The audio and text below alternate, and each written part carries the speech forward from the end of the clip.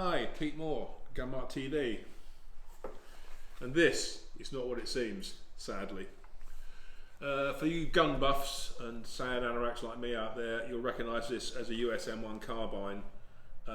Historically and technically quite an advanced little gun for its time that created a new sort of firearm within the military and the police. The M1 Carbine was long past in history, it's still used, but it's been resurrected, as many guns have, in CO2 form, and this is the Air Venturi US M1 as marketed by Springfield Firearms, brought into the UK by Highland Outdoors. I first saw it at BSS this year, just before we went to lockdown, so it's the first time I had a chance to come back and start using it. But it's a very nice, it's a replica, isn't it? It's a sort of historical replica of the actual rifle. Everything is pretty much right about it. Starting at front, you've got fixed front blade and a set of rabbit ear protectors. Moving back, you have a bayonet bar underneath here for the US Carbine bayonet, which is not supplied. Look at the other side, you have the barrel band with the side mounted sling swivel. At the rear of the stock, the butt, this vertical cutout here holds the rifle's oil bottle on the actual military gun, but also the sling wraps around, so it acts as a slinging point.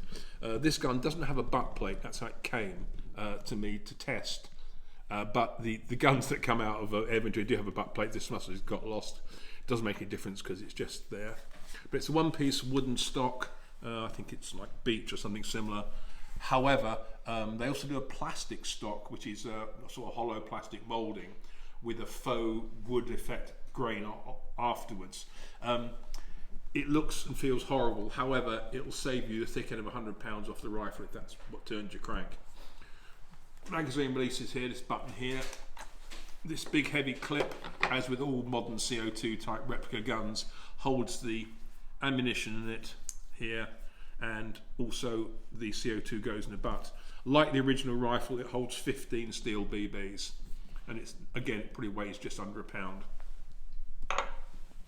Safety catches here, this little flip lever here.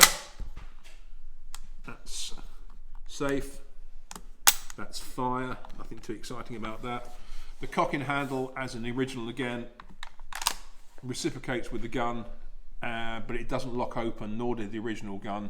Instead, you have a manual pin there. So once it's open, you can hold it back and just release it by doing that. The rear sight is, as the Mark 1 M1 Carbine, it was changed in the Mark 2 variant to much simpler. And it's a little bit weird because it has windage, which is nice. But this aperture on the original would slide up and down to give you range adjustment, but this is fixed, which is a little bit vexing because short of filing stuff off the front blade, there's not much you can do about the gun in terms of zeroing. But that's it. It feels nice, it's light, handy and compact. It's lighter than the original. Most of this is zinc or similar material, just because it's easy to produce than steel these days for this sort of gun. The gun comes with one magazine, so it holds 15 rounds, and we'll go through loading it up and then we'll just see how it shoots. Again, like the Glock I tested recently, it's a cold day in the range, so I'm not saying how many rounds we'll get out of this before the CO2 gets too cold. As I said before, CO2 is badly temperature affected, and the colder it gets, the slower it gets, because it turns into a sort of a solid, or at least a powder type.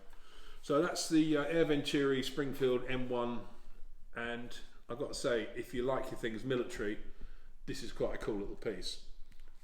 In terms of specification, I haven't written down here because I've got a terrible memory, as people must probably know.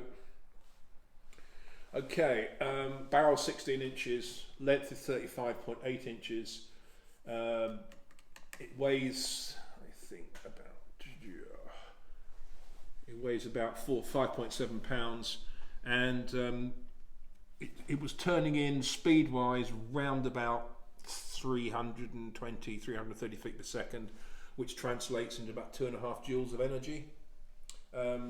Price wise, you're paying $250.99 for the wood effect plastic stock, or $349.99 for the full stock.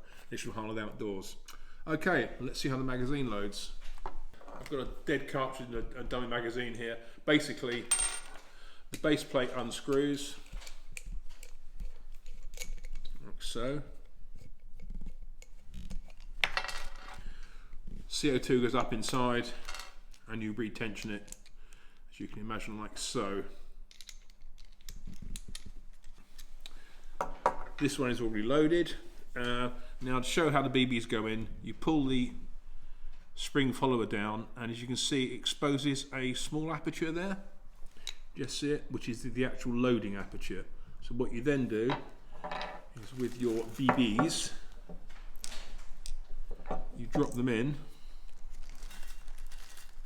and they just roll down the magazine or up the magazine, whichever way you want to look at it, like so.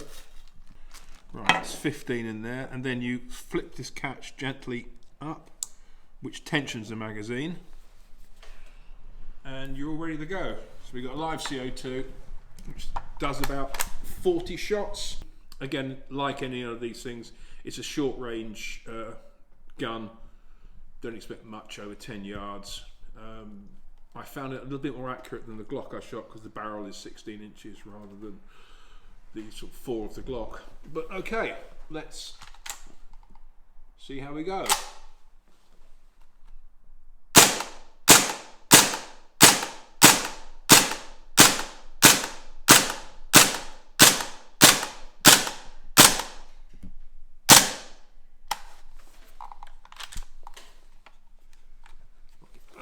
Take the mag out. Yeah. That did 15 shots quite nicely. As I said, you should get another, probably roughly a couple of mags out of that. It's a funny thing in this white, because it's a bit misty down the range, you can actually see the silver balls going down the range. But again, good fun, enjoyable, works quite nicely. No real complaints about it.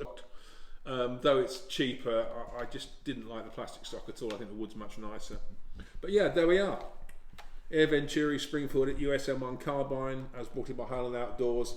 If you're into CO2 guns, this is quite different than the usual pistols and things. And you know, if there's few you get together, you can set up courses of fire with the right targets. Yeah, they're fun, but they can still shoot. Okay, it's Pete Moore signing off.